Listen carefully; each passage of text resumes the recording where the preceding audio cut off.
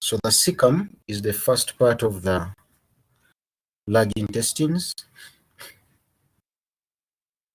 and this part of the large intestines is located in the right iliac region. You remember the regions of the abdominal wall. It receives the opening of the vermiform appendix and also the opening of the ileum at the iliocecal junction. And it is covered by peritoneal membrane. And when peritoneal membrane is covering abdominal contents, we call it visceral peritoneum. The junction between the ileum and the cecum, which is known as the iliocecal junction, has a valve known as the iliocecal valve to control the entrance of ilio content into the cecum. And on average, it is 6 centimeters in length, the cecum. I have already talked about the right iliac fossa where it is located. The point where the appendix, and I repeat, the point where the appendix attaches to the cecum is known as the root of the appendix. The point where the appendix attaches to the cecum is known as the root of the appendix. And the appendix attaches at the cecum at its root posteromedially on the posteromedial aspect of the cecum. That is where the appendix attaches to the cecum, and that attachment we call it the root of the appendix. Now, peritoneum, as it is folding to reflect itself onto the cecum, it forms potential spaces.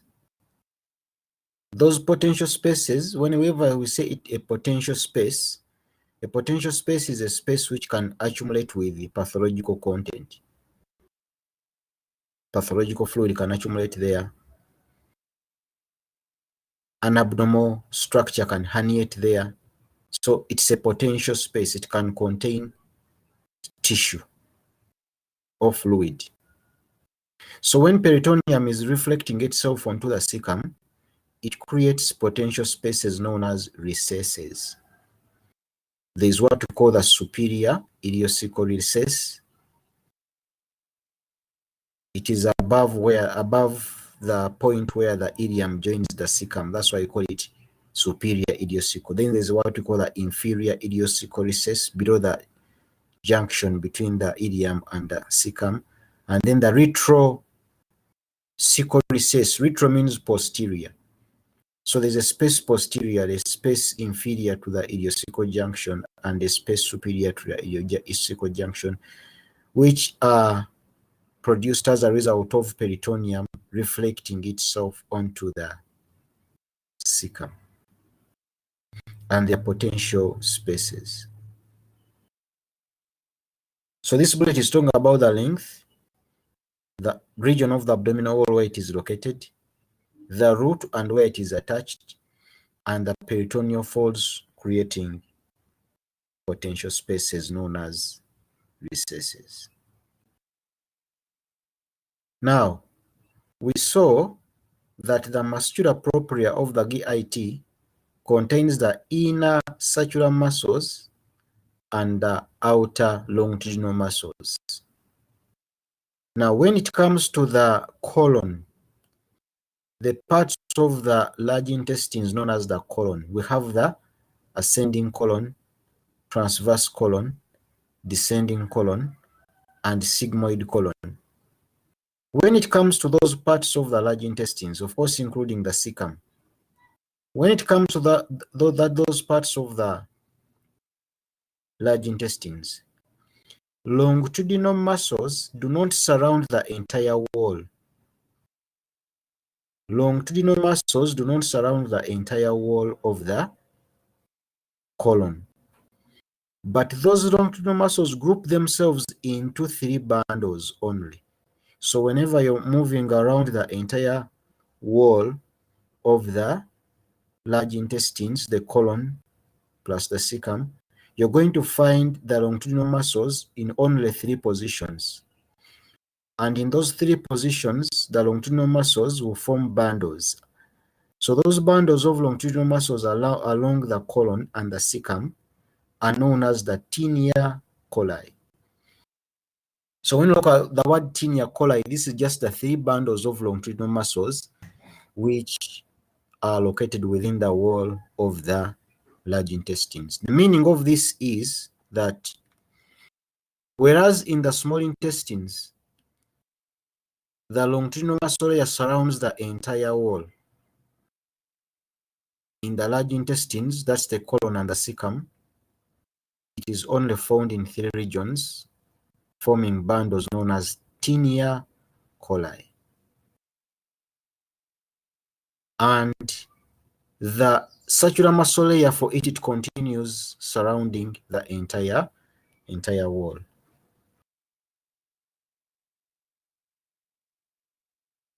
And you're going to find that this longitudinal muscle layer, when it contracts, the longitudinal muscle layer of the colon and the cecum, when it contracts at those 3 points known as the tinea coli, it forms circular structures known as circulations, which we shall see, which form or which make the wall of the large intestine rough. These 3 bundles of longitudinal muscles known as the tinea coli, one is anterior, another one is posteromedial, and another one is posterolateral. So these 2 are posterior, but one is medial, one is lateral, and one is anterior. Now,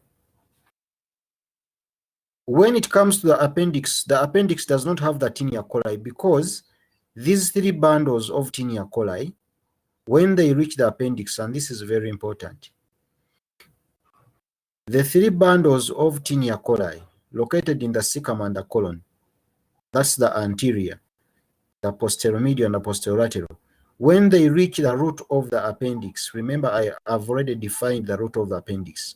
When they reach the root of the appendix, they converge and then form a continuous layer around the wall of the appendix, just as it was in the small intestines. I repeat, the 3 bundles of longitudinal muscles known as the tinea coli, the anterior, the posteromedial and posterolateral, when they reach the root of the appendix, they converge and once again form a continuous layer along the wall of the appendix, just as it was in the small intestines, where the longitudinal layer is located around the entire circumference of the wall, meaning that the appendix does not have tinea coli because by the time they reach the root of the appendix, they fuse and form one continuous layer.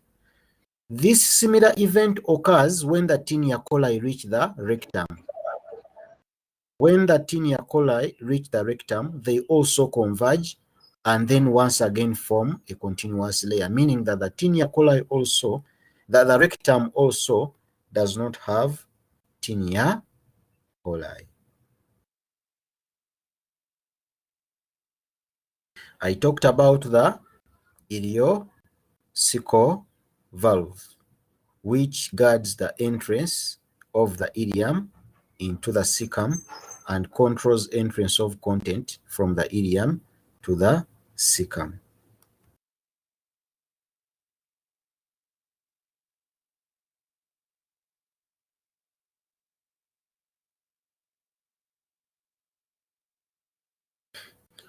Now we go to the relations of the cecum. What is anterior to the cecum? What is posterior to the cecum? What is medial to the cecum has been indicated here. Remember, the appendix attaches to the cecum posteromedially. That's why it is medial.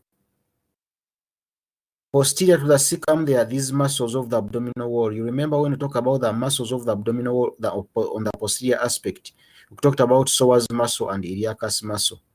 These 2 muscles are muscles of the posterior abdominal wall and they lie posterior to the caecum, plus these nerves known as the femoral nerve.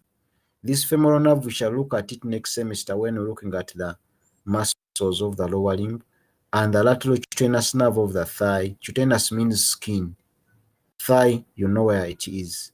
So these two nerves, femoral nerve and laterocutaneous nerve of the thigh, plus these two muscles are the structures which are lying posterior to the caecum. And anterior to the caecum, you have the coils of the ileum and the abdominal wall. These are the relations of the caecum.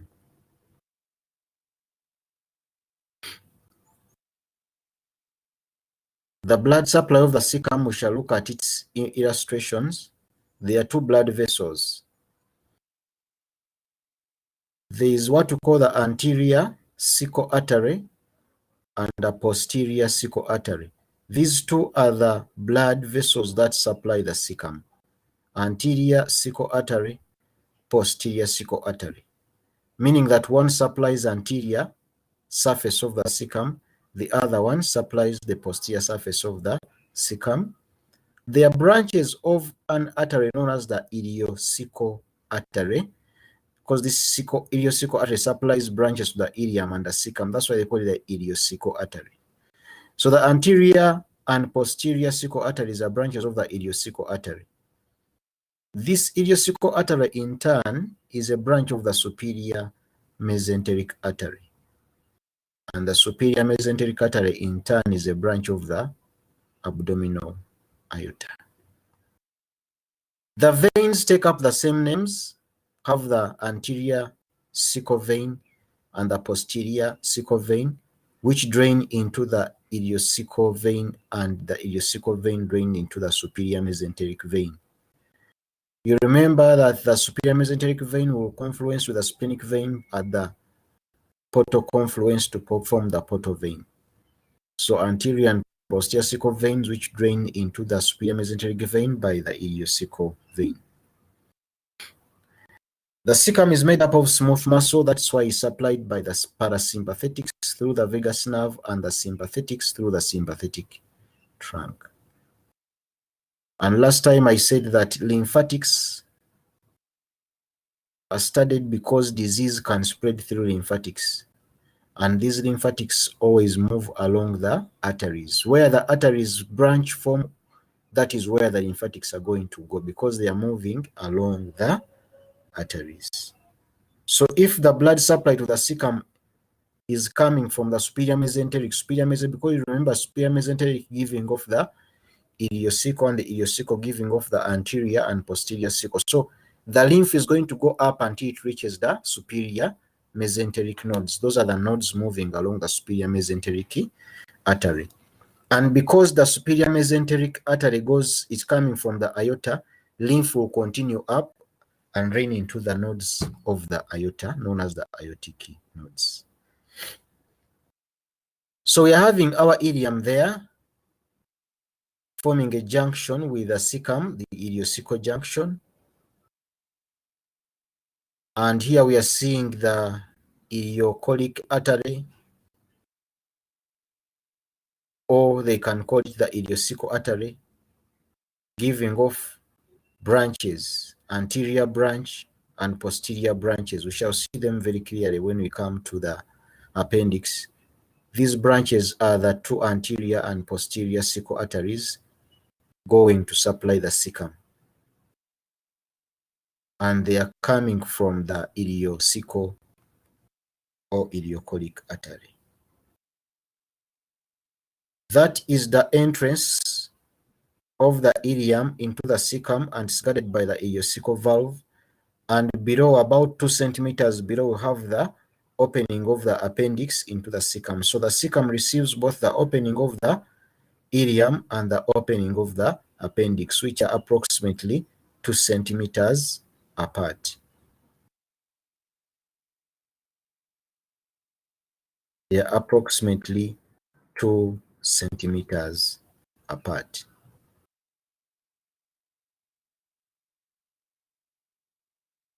The appendix, which is attached posteromedially to the caecum, is worm-like and long. It has a wall which is made up of muscle, and it is a lymphoid structure. It is envisaged that the appendix contains useful bacteria and also produces lymphatic fluid. Contains lymphatic tissue, which is very important in enhancing the immune system of the gastrointestinal tract. And those useful bacteria or normal flora are very important in cleaning the gastrointestinal tract. On average, the vermiform appendix, vermiform means worm-like, vermiform appendix is between 8 to 13 centimeters. Attached to the caecum posteromedially. That is why we say it is the medial relation of the caecum. The entrance of the appendix and the entrance of the caecum, which we saw there, entrance of the caecum are the ileocecal junction guarded by the ileocecal valve, and this is the entrance of the appendix into the caecum. They are on average 2.5 centimeters apart. They are on average 2.5 centimeters apart. And this point where the appendix attaches or opens into the caecum, that point there is known as the root of the appendix. And this tip is what we call the apex of the appendix. So these two openings of the ileum and the opening of the appendix are 2.5 centimeters apart on average, and the one for the appendix is below the one for the caecum. The appendix also has a mesentery. Peritoneum peels off from the abdominal wall and suspends the appendix. So this appendix has a mesentery. And the mesentery of the appendix, or the mesentery suspending the appendix, is what we call the mesoappendix. Inside this mesoappendix, we have the appendicular artery and the appendicular vein, which are supplying and draining the appendix simultaneously.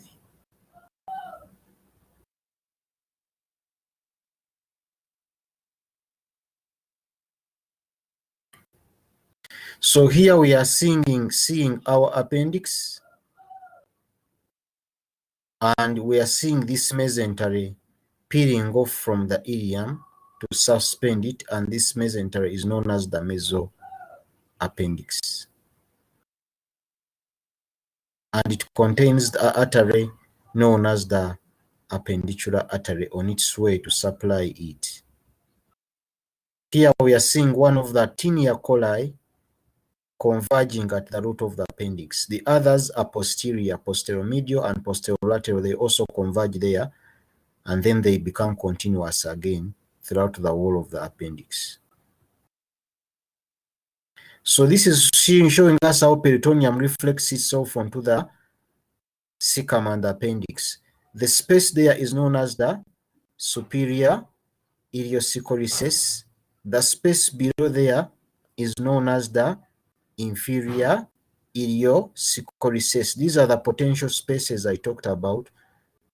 And then the posterior ileocecal recess is posterior. The posterior, we cannot see it here, but because it is lying posterior. Then here we are seeing part of the peritoneum of the ileum peeling off to form the mesoappendix to suspend the appendix, within which we have, in the mesoappendix, we have the appendicular artery coming to supply the appendix. These are some of the sonographic images of the appendix. This is the longitudinal view. This is the longitudinal view of the appendix, and this is its wall. That is its lumen. And when you make a cross section through it, you're going to see it there. The inner content, the lymphoid tissue, is what we are seeing there. And the wall is what we are seeing there. This wall can be measured. The diameter can also be measured. When this appendix is diseased, it enlarges. So the normal diameter is known and the abnormal diameter is known, so they can be measured, especially when you have a clinical condition known as appendicitis. So on ultrasound, you'll be able to know, to appreciate, and to see the appendix. This is its longitudinal. You can see its tip there, and its root is down there.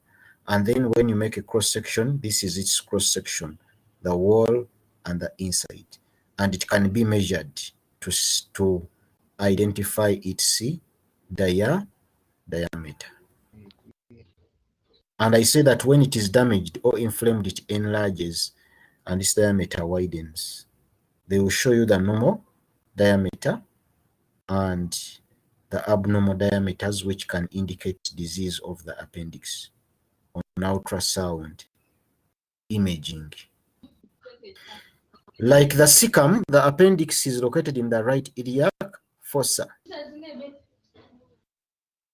And when you want to mark its surface anatomy, the surface anatomy is the estimate of where the appendix is located on the anterior abdominal wall. It is in the right iliac fossa. So the appendix is in the right iliac fossa. It is in the right iliac fossa. But if you want to estimate the position of its root, because I've talked about what the root of the appendix is, if you want to estimate the position of its root on the anterior abdominal wall, its root is what we call, it's located at McBurney's point. I'm going to show you where McBurney's point is located. This McBurney's point is a surface landmark for the position of the appendix. And below it, when you make an incision at McBurney's point and you go deep into the abdomen, this point is going to lead you to the root of the appendix. And I said that if you want to locate the root of the appendix, McBurney's point, or remember I said that the tinea coli converge at the root of the appendix. So if you open someone's abdomen, you look at the tinea coli and you follow them where they converge, that is the root of the appendix. Or if you have not opened the abdomen and you want to estimate on the abdominal wall, McBurney's point, which I am going to show you. So this point is known as the McBurney's point. This point on the pelvic bone is known as the anterior superior iliac spine. These points are known as the anterior superior iliac spines. They are points on the pelvic bone anteriorly, anterior superior iliac spines. And here we have our umbilicus. So the McBurney's point is on an imaginary line on the right, on the left. No, not the left, on the right. McBurney's point is on the right, on the imaginary line between the anterior superior iliac spine and the umbilicus. So how can this line enable me to identify McBurney's point? I move 1/3 of the distance up. 1/3 of the distance up from the anterior superior iliac spine along the line between the anterior superior iliac spine and the umbilicus. You move 1/3 of the distance up, and at that point, deep to it, you have the root of the appendix, and it is known as McBurney's point. When you make incisions there, you will go deep and see the root of the appendix. McBurney's point is the surface landmark of the root of the appendix on the anterior abdominal wall, and it is in the right iliac fossa. Now, the appendix is not always hanging down. the appendix is not always hanging down. The appendix is only fixed at the root. And we said that the root of the appendix is on the posteromedial aspect of the cecum. That root is fixed, but its body might be found in different positions, as we are going to see, because the appendix body is not found always hanging down. So the McBurney's point is there where the appendix attaches to the cecum posteromedially, and that is where we have the root of the appendix. However, as you follow and as you're seeing, the appendix might be lying posteriorly, posterior to the cecum. When the appendix is hidden posterior to the cecum, we call it retrocecal. So those of you who scan the appendix, don't expect that the appendix is always going to be hanging down in the pelvis. It can be hidden posterior to the cecum, and that is very difficult to see, and it's known as retrocecal. It can be lying anterior to the ilium, and this is known as pre-ilio. Pre-ilio. It can be lying posterior to the ilium, and that is known as post-ilio. It might be hanging down in the pelvis where most people expect it to be. That is the pelvic appendix. It can be below the cecum, and that's what we call subcecal. And it can be on the sides or lateral to the cecum, and that is what we call paracecal. These are the different positions of the appendix, so that when you are scanning it, you don't presume that it's always hanging down in the pelvis, but the root remains fixed, irrespective of the position.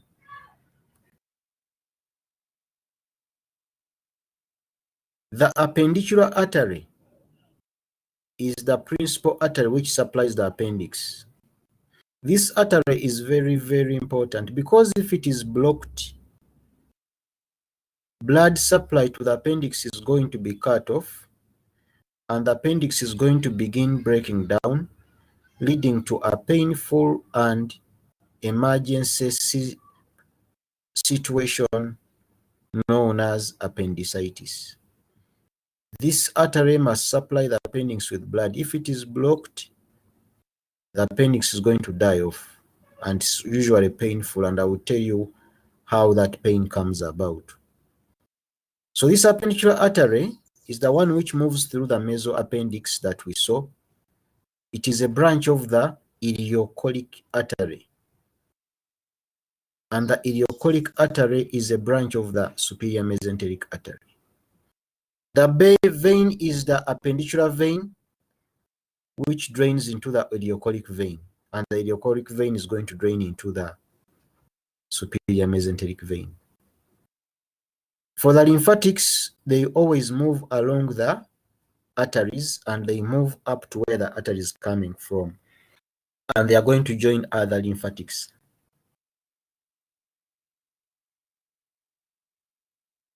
So here we are seeing the superior mesenteric artery coming from the aorta. It gives off a branch, and this branch is known as the ileocholic artery. The ileocholic artery divides into a superior division and an inferior division. This inferior division is the one which is going to give off our anterior cecal and a posterior cecal, which we talked about. Then the inferior division of the ileocholic artery is going to give us our appendicular artery, which is going to come and supply the appendix. And it also gives off the branches to the ilium. So the appendicular artery is a branch of the inferior division of the ileocholic artery, and the ileocholic artery is a branch of the superior mesenteric artery. And this is the blood supply of the appendix. The appendicular vein is going to go and drain into the ileochoric vein, and the ileochoric vein is going to drain into the superior mesenteric vein, and you see the superior mesenteric vein will go up until it is joined by the splenic vein to form the portal. So the appendicular vein drain into the ileochoric vein, and then they drain into the superior mesenteric veins. That is the venous drainage of the appendix. And remember that the ileochoric vein and appendicular artery move within the mesoappendix.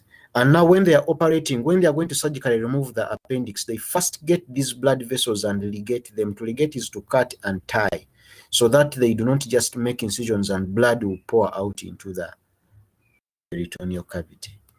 And the blood supply is very important in the maintenance of the good health of appendix, without which it's going to get damaged or inflamed, a condition known as appendicitis, which is a very big emergency and it's also very, very painful.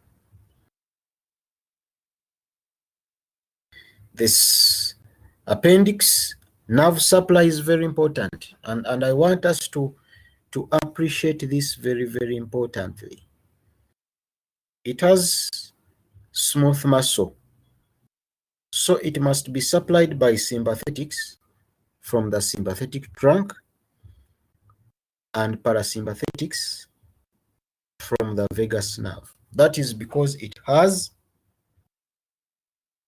smooth muscle, and these are the two divisions of the autonomic nervous system which supply smooth muscle.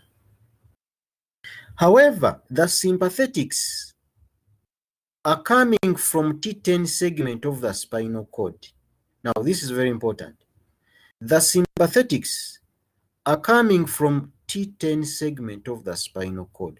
Hope people are listening to this.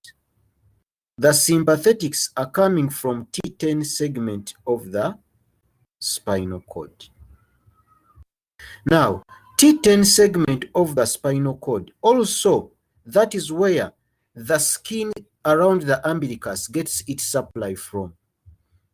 The skin around your umbilicus gets its sensory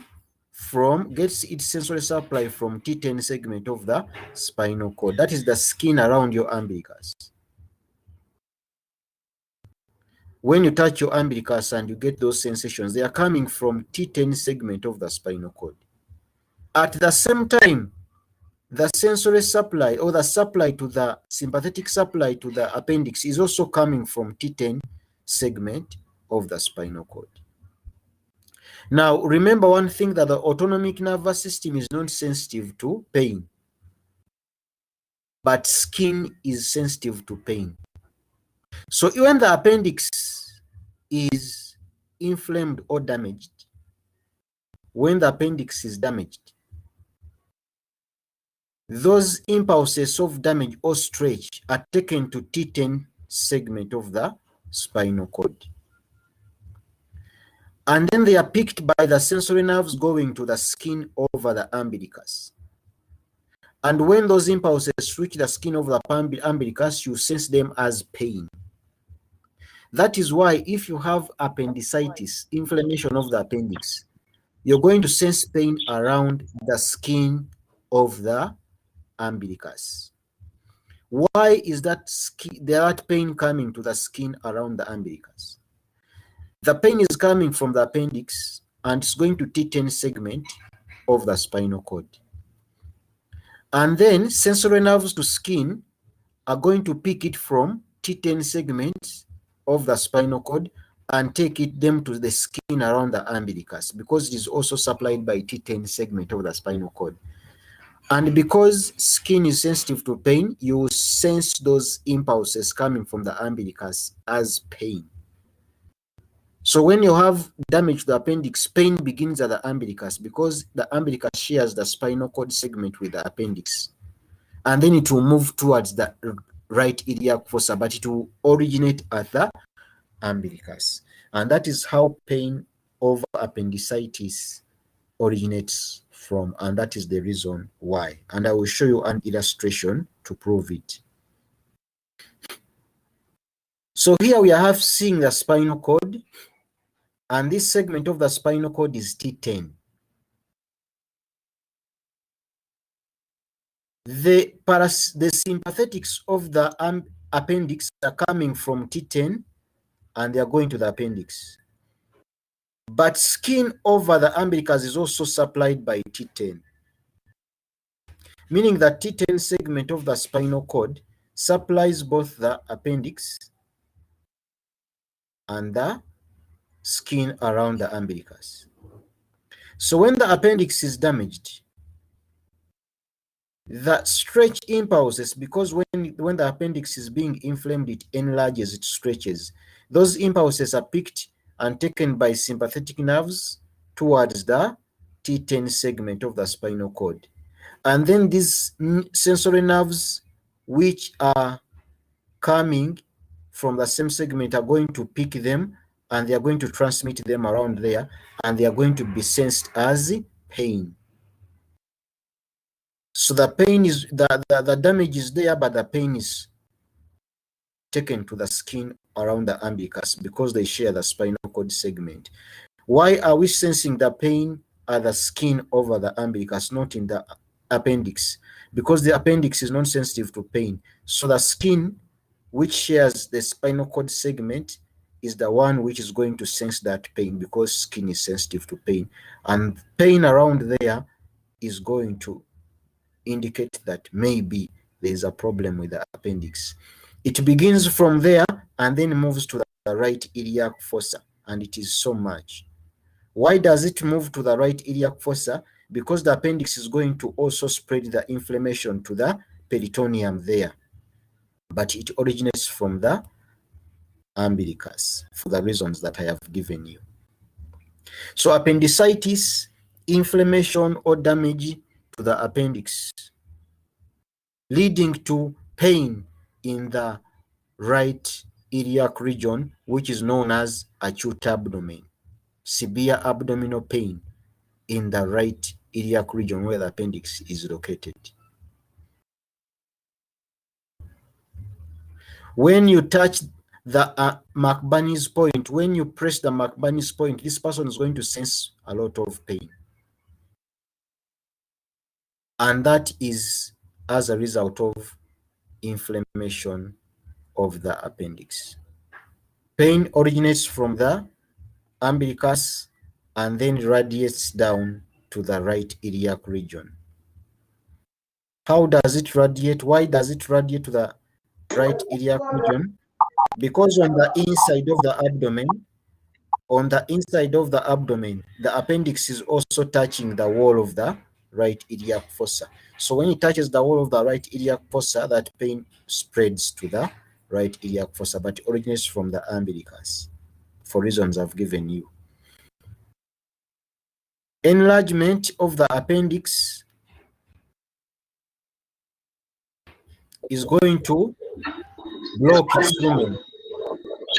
Hyperplasia is increased cell division, which can block its lumen.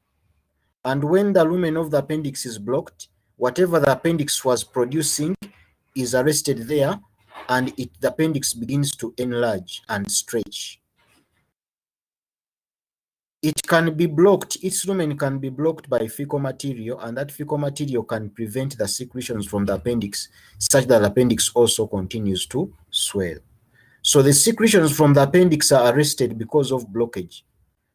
This can be a piece of solid fecal material, or it can be cells which increase and block the lumen. And this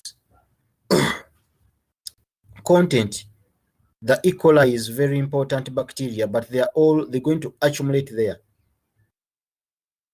And this accumulated content is going to cause the appendix to swell and lead it to damage, a condition known as appendicitis.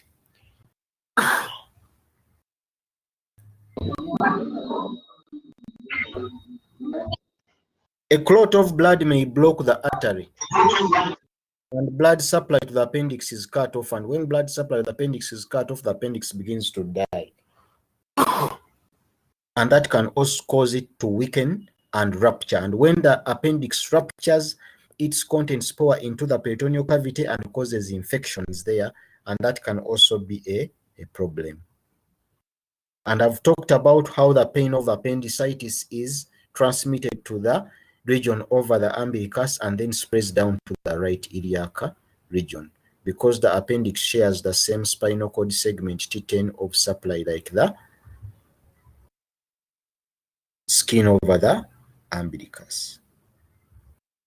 People with appendicitis who are assessing that pain, they bend. When they bend, the pain decreases, because when they bend, the appendix will no longer touch the abdominal wall, so the pain decreases. But when they stand, the appendix touches the abdominal wall in the right iliac fossa, and the pain comes back again. So they sense pain in the right iliac fossa, which originated at the umbilicus, and then when they bend, it kind of decreases, but when they stand, it increases. And the solution to appendicitis is surgical removal, a procedure known as appendectomy. They make incisions at McBurney's point, which will lead them to the root of the appendix, and they will dissect it out.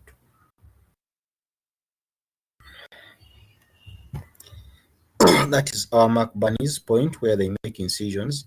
And this is where you're going to put the transducer. When you're scanning the appendix to go to the right iliac region, that is where you find it.